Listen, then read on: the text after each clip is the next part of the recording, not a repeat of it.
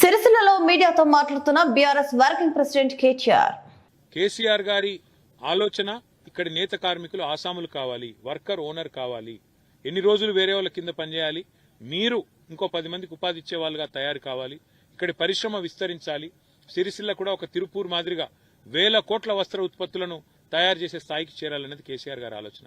ఇవాళ వారి ఆలోచనకు అనుగుణంగానే అపారెల్ పార్కులో 2 పరిశ్రమలు మేమే తీసుకొచ్చాం. గ్రీన్ నీడిల్ అనే పరిశ్రమ, అక్కడ ఇవాళ తయారయ్యే ఉత్పత్తులు న్యూయార్క్ పోతా ఉన్నాయి. అట్లాగే పక్కనే ఉండే టెక్స్పోర్ట్ అనే పరిశ్రమ, అందులో కూడా ఇవాళ దాదాపు 2000 మంది మహిళా సోదరిమణులు పనిచేస్తా ఉన్నారు.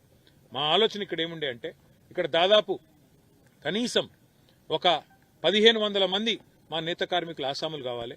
పక్కన అపారెల్ పార్కులో ఒక 25,000 మంది మా ఆడబిడ్డలకు ఉపాధి కలగాలని చెప్పి 200 ఎకరాల్లో ఇంత అద్భుతంగా మేము ఈ కార్యక్రమాన్ని తీసుకున్నాం. ఇవాళ రాష్ట్ర ప్రభుత్వాన్ని నేను సిరిసిల్ల శాసనసభ్యుడిగా నేను డిమాండ్ చేస్తా ఉన్నా బీఆర్ఎస్ తరఫున, మీరు సంక్రాంతి లోపల ఈ వర్కర్ టు ఓనర్ అనే కార్యక్రమాన్ని వెంటనే, ఇప్పటికే 2 ఏళ్లు తాత్సారం చేసిండ్రు, మీరు 2 ఏళ్లు పూర్తి స్థాయిలో ఈ పథకాన్ని నిర్వీర్యం చేసే ప్రయత్నం చేసినారు. ఇకనైనా మీ మొద్దు నిద్రల నుంచి బయటికి రండి, వెంటనే సంక్రాంతి లోపలే ఈ వర్కర్ టు ఓనర్ అనే పథకాన్ని స్టార్ట్ చేయాలి.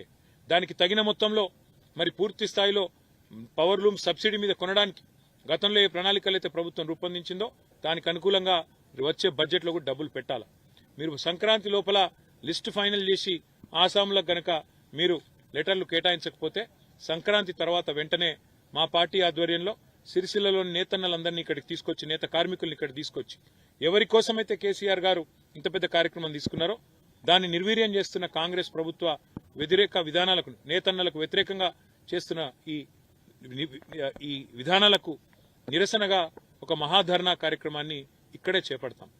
దాదాపు ఒక 10,000 మందితో మొత్తం సిరిసిల్ల పట్టణాన్ని కదిలించి ఈ కార్యక్రమాన్ని తీసుకుంటాం. అపారెల్ పార్క్ కూడా ఇవాళ కొత్త పరిశ్రమ ఒక్కటి కూడా రాలేదు 2 ఏళ్లలో. ఆనాడు కేసీఆర్ గారి ప్రభుత్వంలో మేము తీసుకొచ్చిన 2, ఒకటి గ్రీన్ నీడిల్, రెండోది టెక్స్పోర్ట్. ఇవి తప్ప ఒక్క పరిశ్రమ కూడా కొత్తగా తెచ్చిన తెలివి కూడా వీళ్ళకి లేదు. దాంతోపాటు ఇక్కడ ఈ మొత్తం షెడ్లన్నింటినీ కూడా ఈ రకంగా నిర్వీర్యం అయిపోయే విధంగా, గాలికి, వానకు, ఎండకు, ప్రకృతికి ఇడిచిపెట్టి కనీసం మెయింటెనెన్స్ కూడా లేకుండా అధ్వాన పరిస్థితిలో వాళ్ళు ఏదైతే ఈ 400 కోట్ల ప్రజాధనాన్ని వృధా చేసే ప్రయత్నం చేస్తున్నారో, వెంటనే ప్రభుత్వం మొద్దు నిద్ర నుంచి మేల్కొని ఈ విషయంలో ఒక నిర్ణయం తీసుకోవాలి.